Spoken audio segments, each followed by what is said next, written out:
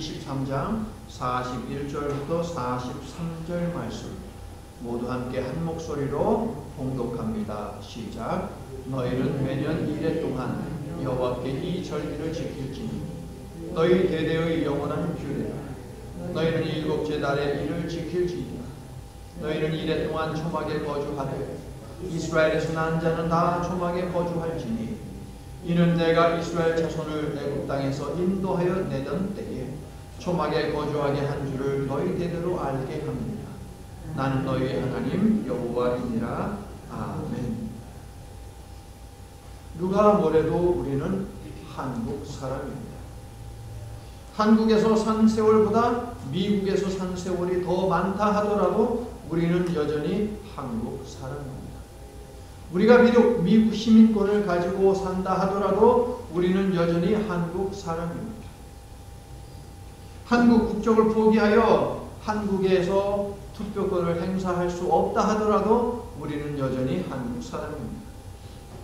한국 공항에서 외국인 입출국 심사장을 통과한다 하더라도 그때 조금 느낌이 이상하죠. 나 한국 사람인데 한국 사람들 가는 그 심사대로 가지 않고 외국 사람 심사대로 가서 거기 통과하는 것을 경험할 때마다 조금 이상하지만 그렇다 하더라도 여전히 우리는 한국 사람입니다. 이 사실은 부인할 수 없고 부인하고 싶지도 않은, 또 부인해서도 안 되는 우리의 뿌리인 것이죠. 그래서 말을 합니다. 뿌리를 잊지 말라. 뿌리를 잊어서는 아니 됩니다. 유대인들은 출애굽 사건을 자기네 나라의 역사의 시작으로 보고 있습니다. 즉 유대인의 뿌리를 이집트에서의 탈출에서 찾는 것인데, 하나님께서는 400년간 이집트의 노예로 살던 자들을 나의 백성이라고 부르시며 고난과 억압의 현장에서 구원해 내셨습니다. 그리고 고난에 처한 사람들을 외면하지 말아야 한다라고 하는 것을 짚어주시면서 너희가 바로 이집트에서 노예로 살지 아니하였느냐라고 하는 사실을 여러 차례 그들에게 일깨워 주신 것을 우리는 알고 있습니다. 너희의 뿌리는 이집트에서 노예로 살던 노예다.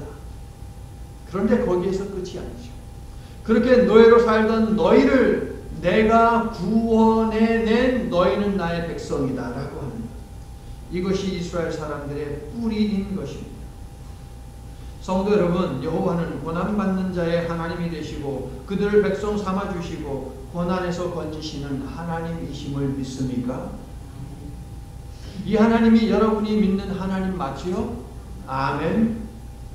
자신의 백성을 고난에서 건지신 출애굽 사건은 이스라엘의 뿌리이며 성경과 성도의 뿌리이며 고난받는 모든 인생의 뿌리가 된다라고 하는 이 사실을 기억하십시오. 하나님은 출애굽의 하나님입니다. 나의 하나님은 고난에서 언제나 우리를 건져주시는 구원의 하나님 되심을 믿습니다. 이것이 우리의 뿌리가 되어야 한다는 거예요. 출애굽 사건이 이스라엘의 뿌리이다 보니 그들은 뭘 해도 출애굽 사건이 그 근거가 되는데요. 하나님께서 주신 절기들을 지킬 때에도 역시 그 뿌리는, 근본은, 토대는 무엇이냐? 출애굽 사건이다라고 하는 것입니다. 이스라엘 농부들은 몇 번 추수를 할까요? 1년에? 3번 추수를 합니다. 하나님께서는 한 곳에 정착하여 추수할 때도 애굽에서의 노예 생활과 광야에서의 떠돌이 생활을 잊지 말라라고 하면서 너희들의 뿌리는 출애굽이잖아 라고 하는 사실을 일깨워 주십니다. 손에 쥔 물질이 아닌 그들의 손을 잡고 인도하신 하나님의 은혜에 감사해라.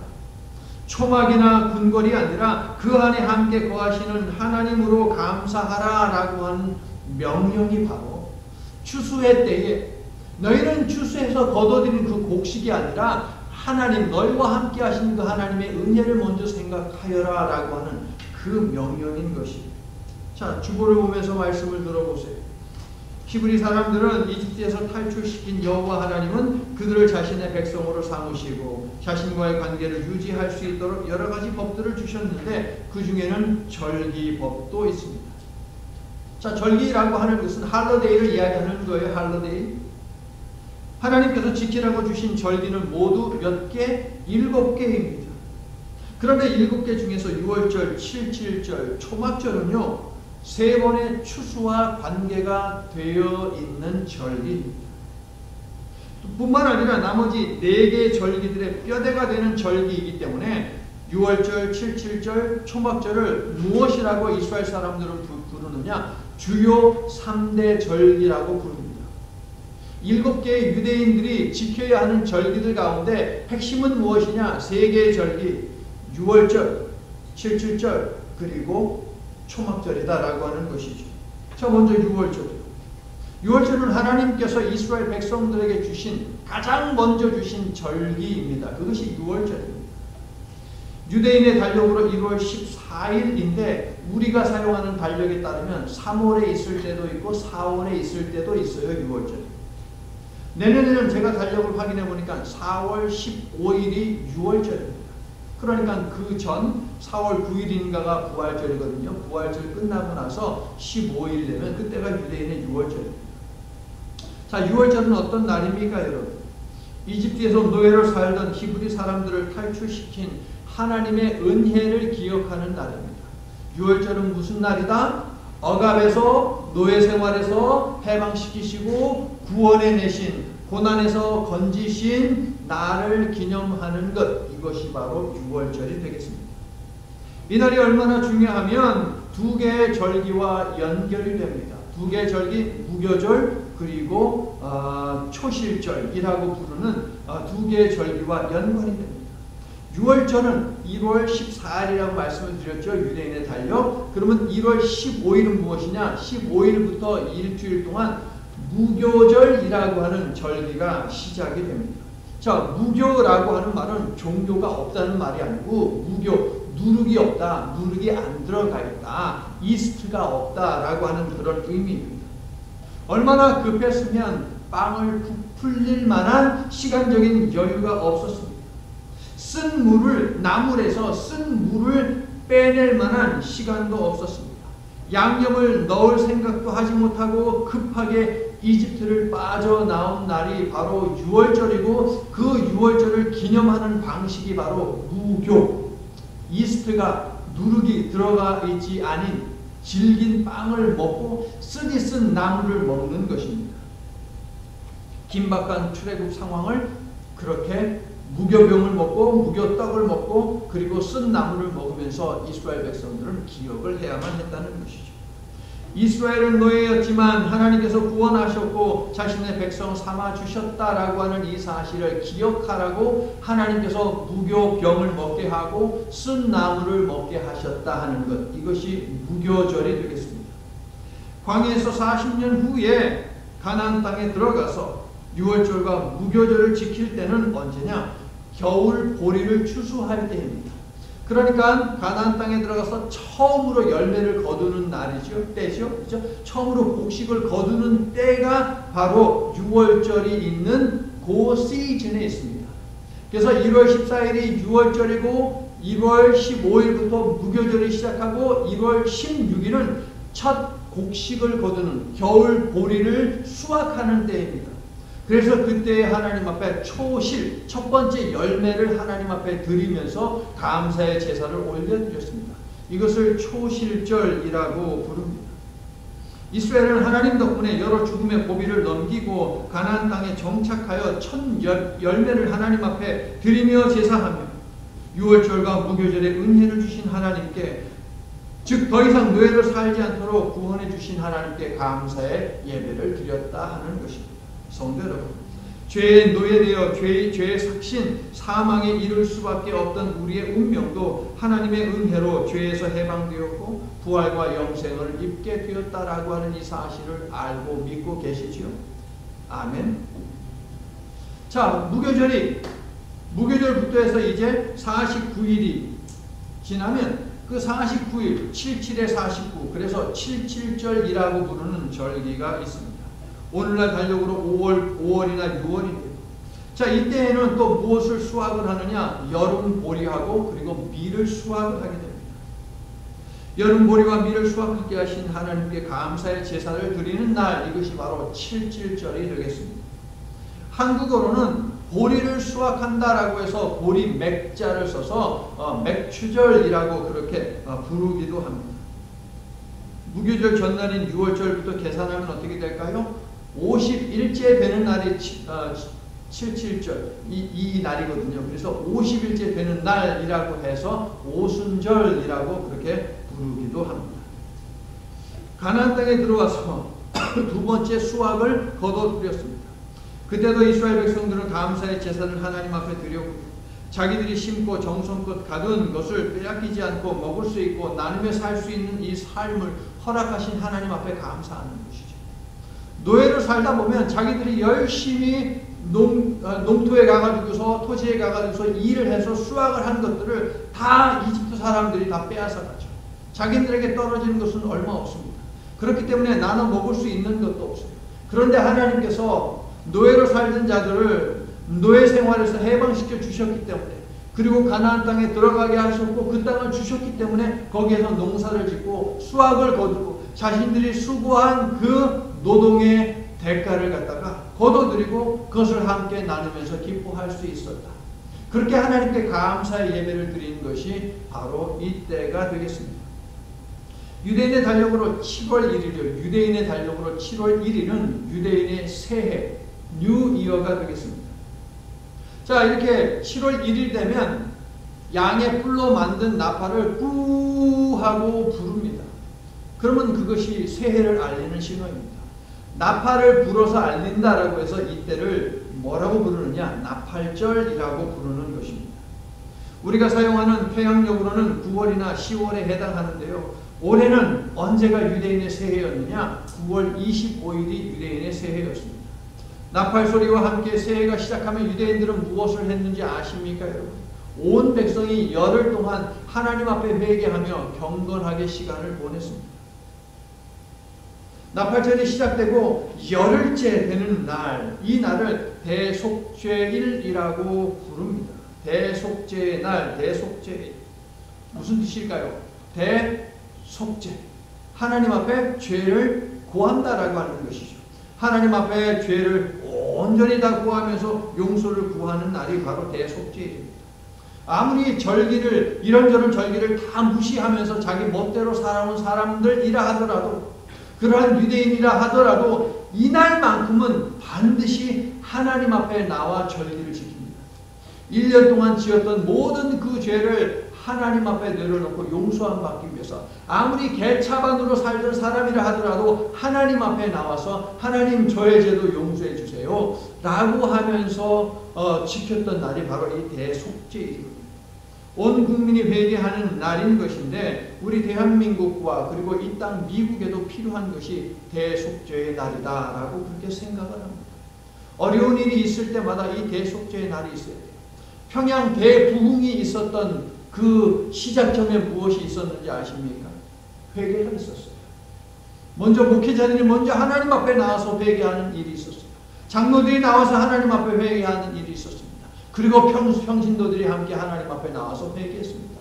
그때 성령이 강하게 역사하셔서 평양 대부흥, 성령 대부흥의 역사가 일어났었거든요. 참회 시간을 온전히 보내고 5일째가 지나면 5일이 지나면 5일째 되는 날을 뭐라고 부르느냐? 초막절이라고 부르는 거예요. 초막절. 자, 초막이 뭡니까? 텐트죠, 텐트. 그러면 초막절에는 무엇을 할까요? 이 텐트에서 먹고 자고 하는 것이죠. 텐트면은 자기 집을 놔두고 텐트를 치는 것입니다, 여러분. 그렇다고 해서 야, 참 낭만적이다 이렇게 생각을 하시면 안 됩니다, 여러분. 낭만이 아닙니다. 그냥 모든 것이 다 준비가 되어 있고 모든 거 물만 틀면 뜨거운 물 나오고 냉장고 열면 먹을 게 많잖아요.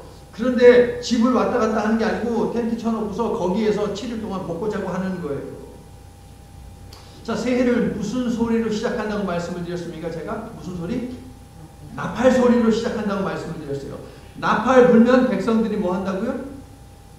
회개한다고요. 하나님 앞에 회개하고 경건하게 시간을 보냅니다. 그 이후에 무엇이 있느냐? 초막절이었습니다.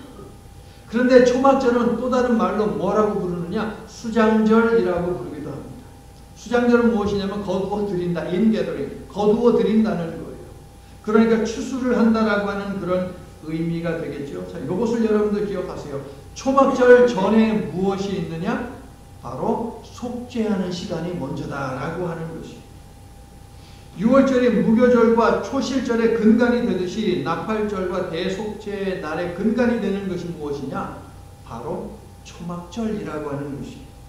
자, 초막절 기간에는 10일간 광야에서 초막을 치고 생활하면서 출애굽 시절 초막 생활을 기억을 합니다. 본문 43절이 밝히는 대로 하나님께서는 이 기간 동안 40일의 광야 생활을 떠올리기를 원하셨습니다. 성도 여러분, 그 서러웠던 삶을 기억하라는 것이 초막절을 명령하신 하나님의 마음입니다. 그 서러웠던 세월 삶을 기억하라라고 하는 것이 초막절에 담겨있는 하나님의 마음입니다.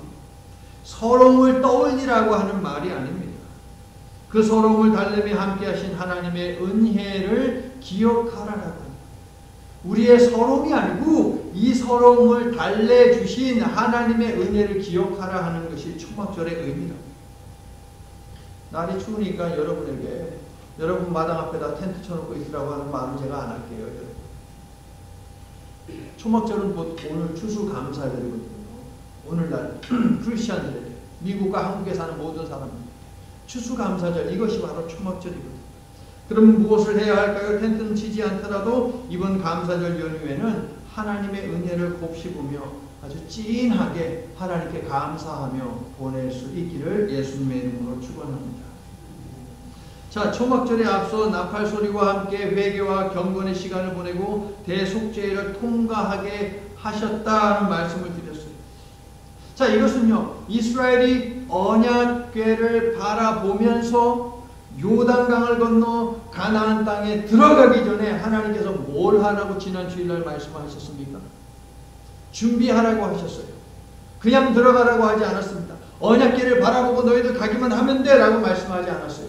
준비를 하게 하셨어요. 무엇을 준비하게 하셨습니까? 성결이요.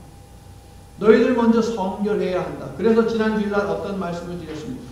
자, 이제 언약궤를 메고 제사장들이 요단강에 발을 담그면 하나님께서 정말 그때는 홍수라고 말씀을 드렸잖아요. 비가 엄청나게 왔고 저 헤르몬 산에서 눈이 녹아가지고 그 물이 또 보태지고 그래서 이거는 사람이 결코 건널 수 없는 강이 되어 있다는 말씀을 드렸잖아요. 그런데 제사장들이 하나님의 명령에 따라 언약궤를 메고 요단강에 발을 담그면 하나님께서 흐르던 그 요단강을 멈추게 하실 것이다. 그래서 그 요단강을 가르실 것이다 라고 말씀을 하셨습니다. 그것을 준비하라는 것이죠. 즉 하나님을 맞이할 준비를 하라는 것이에요. 홍해를 가르신 그 하나님을 너희들 만날 준비를 해야 한다. 하나님은 거룩한 분이기 때문에 너희들이 거룩한 상태에서 하나님을 맞이하지 못한다면 너희들은 죽는다. 그러므로 너희들 성결을 위해서 준비하라라고 하는 말씀을 하셨던 것 여러분 기억을 하실 것입니다. 자, 지난 주일날 이 말씀을 여러분에게 드리면서 우리도 준비를 해야 한다는 말씀을 드렸습니다. 기억을 하시는지. IT와 답답하니까 이제 자주 연락을 할 것 아닙니까? 그래서 한 목사님하고 통화를 하다가 제가 한 목사님부터 한 단어를 듣고 이거 하나님이 주신 것이다 라고 붙들었다고 말씀을 드렸잖아요. 그 단어 21이라고 하는 그 숫자를 붙들고 하나님 앞에서 하나님이 우리에게 주시는 이거 작은 조각입니다. 이것 붙들고 기도하며 하나님이 역사하시는 그것을 준비해야 한다는 말씀을 드렸습니다. 기억하시죠? 그래서 다음 날은 월요일날 함께 나와서 우리가 하나님이 이제 일하기 시작하셨으니까 일하기 시작하신 그 하나님을 만날 준비를 합시다 라고 여러분들에게 새벽에 와서 기도해 달라고 말씀을 드렸습니다. 당에서 섬기는 장로님들은 그래도 다 나오셔서 함께 더불어 주신 말씀을 붙들고 기도를 했거든요. 하나님이 강력하게 말씀하셨기 때문에 제가 여러분에게 선포하는 거거든요. 어제 말씀을 준비하는데 IT에서 연락이 왔어요. 얼른 제가 또 전화를 했습니다. 그래서 성도사님 어떻게 됐어요? 사랑하는 성도 여러분, 하나님이 일하기 시작하셨습니다. 약속하신 대로 하나님이 일하기 시작하셨습니다. 이제 통행이 조금씩 열리고요. 컨테이너도 한국에서 보낸 거는 받았고요. 지금 이제 우리 미국에서 보내는 것을 이제 받아서 작업을 해야 돼요. 이제 우리 손집사님 기도하셨듯이 하나님이 일하기 시작했고 이제 길이 열리기 시작했는데 이것이 뻥 뚫리기를 위해서 여러분 함께 합심하여 기도하시기를 바랍니다. 그래야 해서 하나님의 선교가 막힘이 없게 하여 주시옵소서. 하나님의 선교를 위해서 일하는 공간을 내어준 이 피스 텍스타일 회사를 아버지 하나님께서 활짝 열어주시옵소서 하고 이렇게 함께 기도하면 좋겠습니다. 이제 일하기 시작하셨으니까 우리가 더더욱이 기도를 해야 된다. 됐다 하고 안 하면 안 돼요. 우리가 이 응답을 받아야죠. 제가 듣기로 당의 장로님들 나오셨는데 그 중에 한 분은 개인의 기도의 응답도 받은 것으로 저는 알고 있거든요. 그러니까 여러분이 어떤 마음을 가지고 씨름을 하든지 간에 교회의 일이 됐든 개인의 일이 됐든 하나님께서 일하기 시작하셨다. 월요일 새벽에 나온 당의 장로님들만을 위해서가 아니라 우리 모두를 위해서 이 말씀이 선포되었을 때 들은 우리 모두를 위해서 하나님이 일하기 시작하셨음을 믿으시기를 바랍니다. 그것을 준비를 해야 한다. 지난주에 말씀을 선포를 하고요. 이제 그 월요일 새벽 예배를 준비할 것 아닙니까? 새벽 예배를 준비하면서 계속 찬양의 하나가 계속 제 입에서 흥얼흥얼 거려졌어요. 시선이라고 하는 찬양이거든요. 그 찬양의 가사가 이렇습니다. 내게로부터 눈을 들어, 내가 나한테서 눈을 떼는 거예요. 내 복잡한 현실, 상황, 여기서 눈을 떼는 거예요. 내게로부터 눈을 들어 주를 보기 시작할 때 주의 일을 보게 했네. 나에게서 눈 초점이 멀어지고 오직 주님께로 시선이 향할 때에 그때의 주님의 일이 드러난다는 가사이죠. 내 작은 마음 돌이키사 하늘에 꿈꾸게 하네. 주님을 볼 때 모든 시선을 주님께 드리고 살아계신 하나님을 느낄 때 내 삶은 주의 역사가 되고 하나님이 일하기 시작하네. 모든 시선을 나에게서 떼고 주님께 집중할 때 그때 하나님이 일하기 시작하신다는 거예요, 여러분. 이 찬양은요 정말 파워풀한 찬양입니다. 하나님이 나를 위해서 일하기를 우리 모두가 소망하잖아요. 그 답을, 비결을 알려주는 거예요. 네 일에서 시선을 좀 떼라. 너의 처한 처지와 환경에서 먼저 눈을 떼라.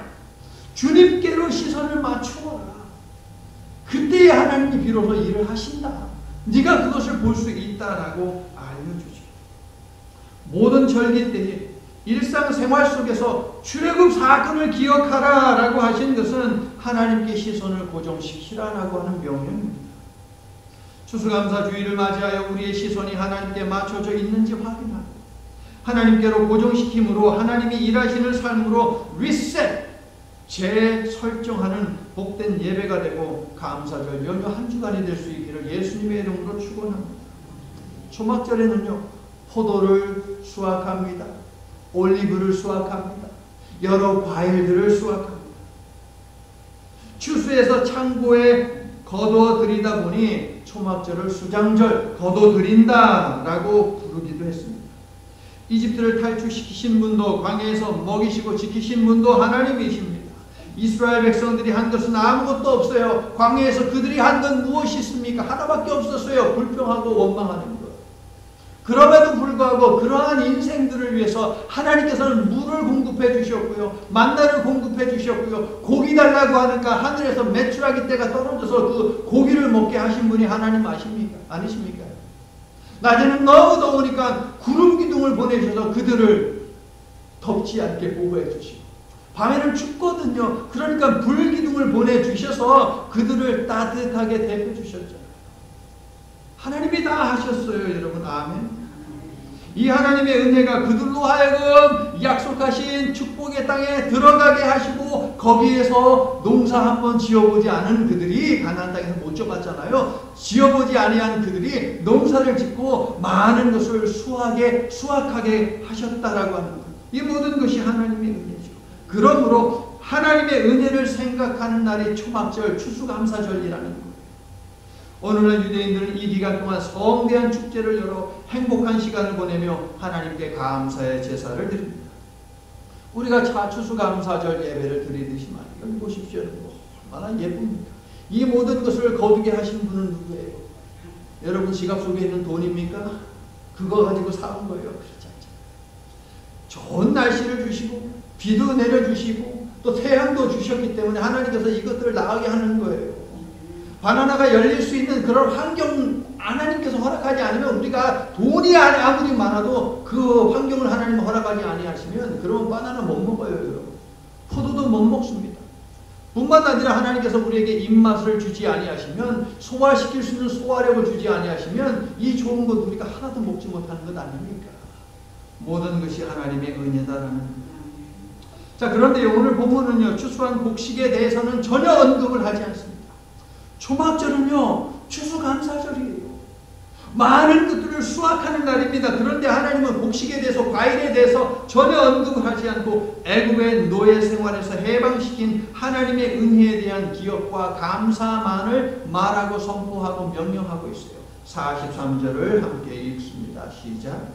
이는 내가 이스라엘 자손을 애굽 땅에서 인도하여 내던 때에 초막에 거주하게 한 줄을 너희 대대로 알게 합니다. 성도 여러분, 하나님께서 주신 절기는 모두 출애굽 사건과 관계가 되어 있습니다.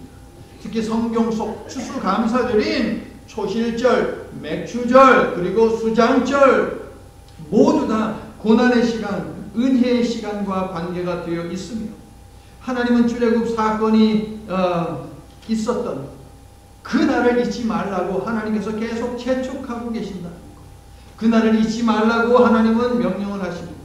그러므로 추수감사절을 맞이할 때마다 우리를 억눌림에서 자유케 하시고 고난에서 구원하시는 하나님의 은혜를 상기시키고 기억하고 감사하는 저와 여러분이 되어야 할 줄로 믿습니다.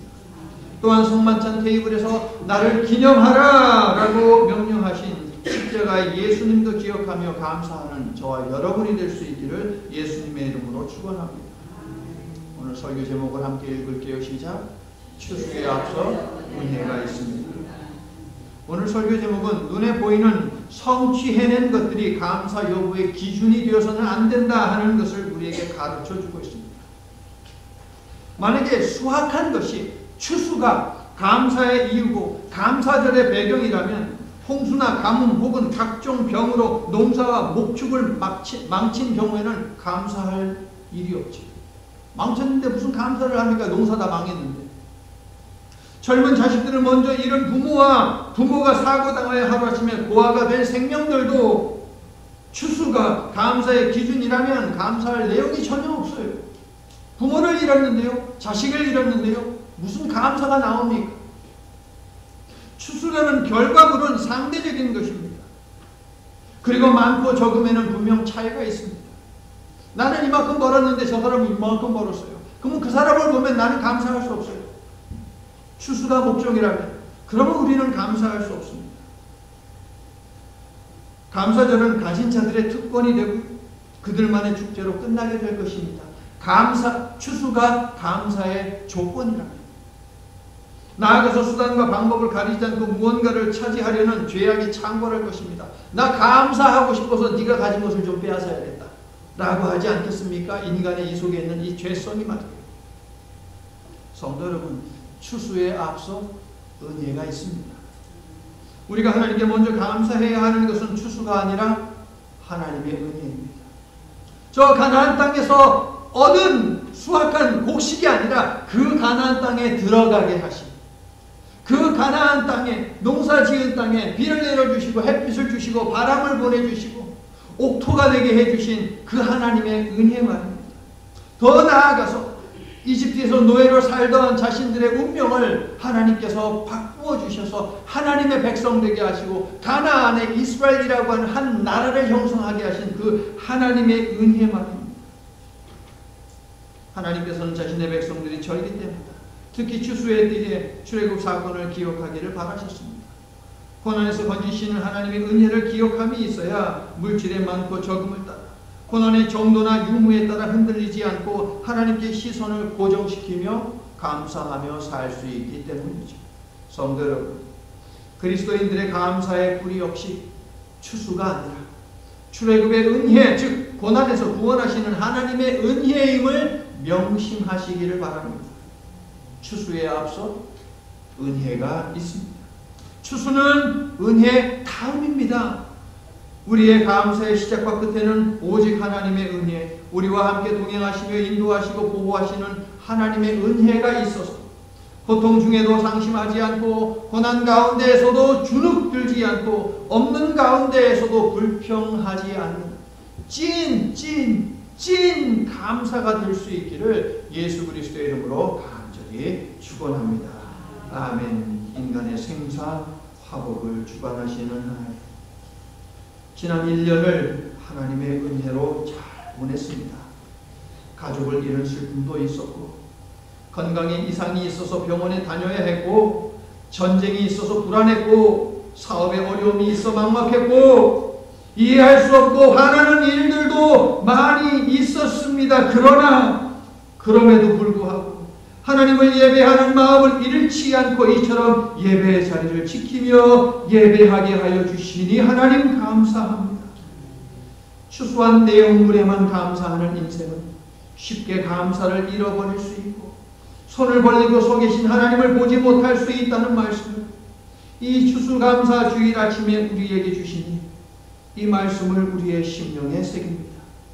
그리고 아무리 열악한 상황과 막막한 처지에 놓인다 하더라도 은혜에 감사하는 인생을 살아서 손을 벌리고 서 계시는 하나님의 품을 바라보며 여전히 나를 사랑하시는 그 품으로 달려가 하나님께 감사하는 삶을 살겠노라고 이 시간 결단합니다. 하나님께서 허락하실 이 땅에서의 남은 시간 동안 하나님으로 인해 감사하는 은혜 중심의 삶을 살아가는 이 시간 머리 숙인 하나님의 모든 자녀들 될 수 있도록 축복해 주시옵소서. 예수님 이름으로 기도드립니다. 아멘.